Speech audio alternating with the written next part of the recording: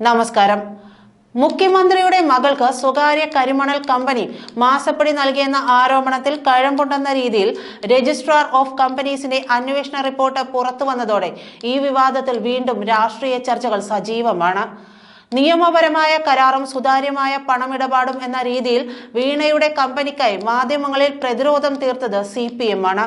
എന്നാൽ ഈ രണ്ട് വാദവും നിലനിൽക്കുന്നില്ലെന്നതാണ് ROCയുടെ അന്വേഷണ റിപ്പോർട്ടും കേന്ദ്ര ഏജൻസികൾ അന്വേഷിക്കണമെന്ന ശുപാർശയും വ്യക്തമാക്കുന്നത്. ആദായ നികുതി ഇന്ററിം സെറ്റിൽമെന്റ് ബോർഡിന്റെ ഉത്തരവിലൂടെയാണ് വീണയ്ക്ക് മാസപ്പടി നൽകിയതിന്റെ വിവരങ്ങൾ പുറത്തു വന്നത്. നിയമസഭയിൽ മാത്യു കുഴൽനാടൻ MLA ഇത് ഉന്നയിച്ചപ്പോൾ CPMന്റെ വിശദീകരണം ആവർത്തിക്കുന്ന മറുപടിയാണ് മുഖ്യമന്ത്രിയും സ്വീകരിച്ചത്. വീണയോ അവരുടെ കമ്പനിയോ ഇതേക്കുറിച്ച് ഇതുവരെ വിശദീകരണം നൽകിയിട്ടുമില്ല.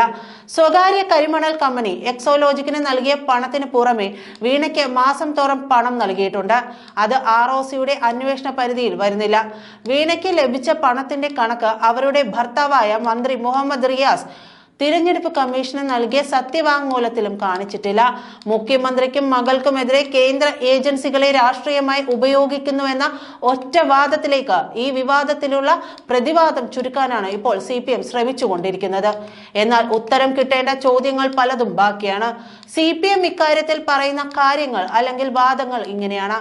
CMRLും വീണ വിജയന്റെ ഉടമസ്ഥതയിലുള്ള എക്സോലോജിക്കും രണ്ട് കമ്പനികൾ എന്ന നിലയിൽ നിയമപരമായി സേവന ലഭ്യതയ്ക്കുള്ള കരാറിൽ ഏർപ്പെട്ടതാണ്. കരാറിലെ വ്യവസ്ഥകൾ അനുസരിച്ചാണ് CMRL എക്സോലോജിക്കിന് പണം നൽകിയത്. കരാർ അടിസ്ഥാനത്തിലുള്ള പണമിടപാടുകളെല്ലാം നടന്നത് ബാങ്ക് മുഖേനയാണ്. ഇതിൽ തട്ടിപ്പുകളില്ല. CMRL എന്ന കമ്പനി ആദായ നികുതിയുമായി ബന്ധപ്പെട്ട തർക്കം പരിഹരിക്കുന്നതിനാണ് ഇന്ററിം സെറ്റിൽമെന്റ് ബോർഡിന് മുമ്പിലേക്ക് പോയത്. ഈ വിഷയത്തിൽ വീണയുടെ കമ്പനി കക്ഷിയെയല്ല, അവരുടെ ഭാഗം കേട്ടിട്ടുമില്ല. മാത്രമല്ല, അന്വേഷണത്തിലെ കണ്ടെത്തൽ ഇവയൊക്കെയാണ്. സേവന കരാറിന്റെ മറവിൽ നടന്നത് കള്ളപ്പണം വെളുപ്പിക്കലാണ്. ഇതിൽ അഴിമതിയുമുണ്ട്. ബന്ധപ്പെട്ട ഏജൻസികൾ അന്വേഷണം നടത്തേണ്ടതുണ്ട്. കമ്പനികൾ തമ്മിലുള്ള കരാർ ഡയറക്ടർ ബോർഡിന്റെ അനുമതിയോടെ ആവണം. ആ തീരുമാനത്തിന് ഒപ്പ് അടക്കമുള്ള മിനിറ്റ്സ് ഉണ്ടാവണം. എക്സോലോജിക്കുമായി ഉണ്ടാക്കിയ കരാറിനെ സംബന്ധിച്ച് KMMLന്റെ ഡയറക്ടർ ബോർഡ് അറിഞ്ഞിരുന്നില്ല. സാമ്പത്തിക ഇടപാടുകൾ സംബന്ധിച്ച് ഓഡിറ്റർ സാക്ഷ്യപ്പെടുത്തിയ രേഖയോ പൊതുയോഗം അംഗീകരിച്ച കണക്കോ ഇല്ല. സാമ്പത്തിക നേട്ടത്തിന് കമ്പനിയുടെ പേരിൽ വ്യാജരേഖയുണ്ടാക്കുന്നത് ഗുരുതരമായ കുറ്റമാണ്. പണം വാങ്ങിയത് സേവനത്തിനാണ് എന്ന് തെളിയിക്കുന്ന ഒരു രേഖയും ഹാജരാക്കാൻ എക്സോലോജിക്കിന് കഴിഞ്ഞിട്ടില്ല. CMRL എക്സോലോജിക്കിന് നൽകിയ പണത്തിന് GST അടച്ചതിന്റെ വിവരങ്ങൾ മാത്രമാണ് എക്സോലോജിക് കൈമാറിയത്. ഉത്തരം കിട്ടേണ്ട പ്രധാനമായ ചോദ്യങ്ങൾ ഇതൊക്കെയാണ്. ഇതാണ് ROC മുന്നോട്ട് വയ്ക്കുന്നതും വീണു പോകുന്നതും കുഴങ്ങുന്നതുമായ ചോദ്യങ്ങൾ. വീണയുടെ കമ്പനി നൽകിയ സേവനം എന്താണ്? ROCയുടെ അന്വേഷണത്തിൽ വീണയ്ക്ക് രേഖകൾ ഹാജരാക്കാനും വിശദീകരിക്കാതിരിക്കാനും കഴിയാതിരുന്നത് എന്തുകൊണ്ടാണ്?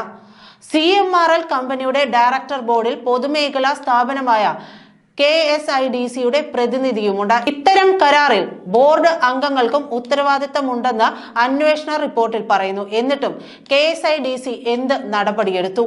കരിമണൽ കമ്പനി വീണയ്ക്ക് പണം നൽകിയത് അഴിമതിയുടെ പരിധിയിൽ വരുന്നതാണെങ്കിൽ എന്ത് അഴിമതിയാണ് നടന്നിട്ടുള്ളത്? എക്സോലോജിക്കിനെതിരായ ROC റിപ്പോർട്ട് ലോക്സഭാ തിരഞ്ഞെടുപ്പിൽ ആയുധമാക്കാൻ ഒരുങ്ങുകയാണ് പ്രതിപക്ഷം. എക്സോലോജിക് കരുവന്നൂർ കേസുകൾ മുന്നിൽ വെച്ച് CPMുമായി ധാരണയ്ക്ക് BJP ശ്രമം നടത്തുന്നുവെന്നാണ് കോൺഗ്രസ് ആരോപിക്കുന്നത്. തൃശൂർ ലോക്സഭാ സീറ്റ് ലക്ഷ്യമിട്ടുള്ള BJP നീക്കങ്ങൾക്ക് CPM ഈ കേസുകളുടെ പേരിൽ വഴങ്ങുന്നുവെന്ന സംശയം പ്രതിപക്ഷ നേതാവ് തന്നെ ഉന്നയിച്ചത് ഇത് മുന്നിൽ കണ്ടാണ്. കോടതി മേൽനോട്ടത്തിലെ അന്വേഷണം വേണമെന്നാണ് കോൺഗ്രസ് ആവശ്യം. പിണറായിക്കെതിരെ വ്യാപക പ്രചാരണം ഈ വിഷയത്തിൽ കോൺഗ്രസ് നടത്തും. ഈ സംശയ പ്രകടനം കൃത്യമായ രാഷ്ട്രീയ ലക്ഷ്യത്തോടെയാണ് പ്രതിപക്ഷം മുന്നോട്ട് വയ്ക്കുന്നത്. CPM BJP ധാരണയെന്ന പ്രചാരണ ആയുധം പുറത്തെടുക്കുന്നതിന് മുന്നോടിയായുള്ള ആദ്യപടിയായി അത് വിലയിരുത്താം. കള്ളപ്പണം വെളുപ്പിച്ചത് അന്വേഷിക്കേണ്ടത് EDയും അഴിമതി കേസ് അന്വേഷിക്കേണ്ടത് CBI ആണെന്നും അതിന് തയ്യാറാകാതെ കേന്ദ്ര സർക്കാർ എക്സോലോജിക്കിനെ രക്ഷപ്പെടുത്താൻ വഴിയൊരുക്കുന്നുവെന്നാണ് പ്രതിപക്ഷത്തിന് മറ്റൊരു വാദം. ഒപ്പം CPM പ്രതിരോധത്തിൽ നിൽക്കുന്ന കരുവന്നൂരിനെ കൂടി ഇതോടൊപ്പം കൂട്ടിക്കെട്ടുകയാണ് പ്രതിപക്ഷം. കൊൽക്കത്ത യാത്ര റദ്ദാക്കി പ്രധാനമന്ത്രിയെ സ്വീകരിക്കാൻ പോയ മുഖ്യമന്ത്രിയുടെ നടപടിയും കോൺഗ്രസ് വീണു കിട്ടിയ ആയുധമാക്കി മാറ്റുകയാണ്. മരവിപ്പിക്കലിന് അപേക്ഷിക്കാനുള്ള യോഗ്യത എക്സോലോജിക്കിന് ഉണ്ടായിരുന്നതുമില്ല. 2 വർഷത്തിനിടയിൽ ഒരിടപാടും നടത്തിയിട്ടില്ലാത്ത കമ്പനികൾക്ക് മാത്രമാണ് മരവിപ്പിക്കൽ അപേക്ഷ നൽകാൻ സാധിക്കുക. ഇത് മറച്ചുവെച്ചാണ് 2022 കമ്പനി അപേക്ഷ നൽകിയത്.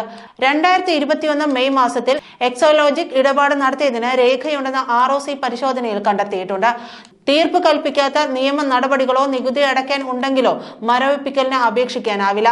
നിയമ നടപടികളില്ലെന്നും നികുതി ബാക്കിയില്ലെന്നുമാണ് എക്സോലോജിക് നൽകിയ രേഖ. എന്നാൽ 2021 കമ്പനീസ് ആക്ട് പ്രകാരം കമ്പനി ഡയറക്ടർക്ക് അടക്കം നോട്ടീസ് കിട്ടിയത് എക്സോലോജിക് മറച്ചുവെക്കുകയായിരുന്നു. നന്ദി.